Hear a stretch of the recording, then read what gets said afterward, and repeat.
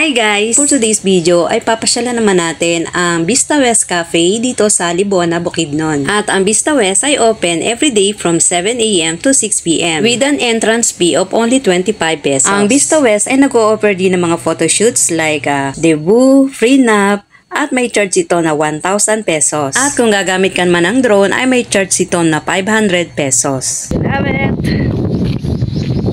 Uy, nakakatakot! Ay, grabe. Ang taas pala natin.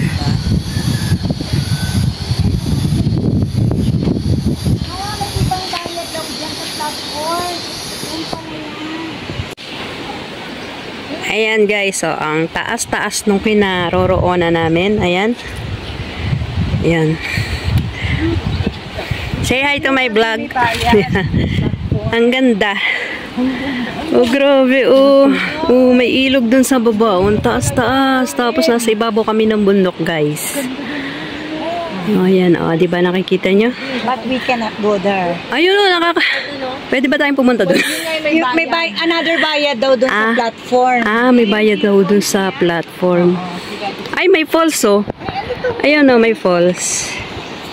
So, eto guys yung platform. May bayad daw dyan guys. Hindi lang namin alam kung magkano. So, mamaya bubuksan nila yan at pwedeng pumasok. Ang mura lang na entrance dito. Mahahagip daw ako. O, kita nyo? Eto, ang sabi, pag nagpa-picture daw dito is 25 pesos. So, pwede na.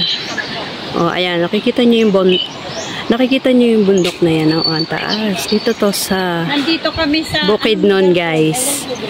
Bukidnon pa to, part ng Bukidnon. Bukidnon. Sa Libunan, Bukidnon to. Ayan, oh.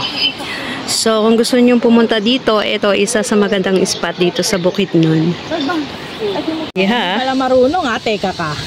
Taksel ka agad, Rin, tira. Alright, tira. 1, 2, 3. Tira. May isang nangangatog.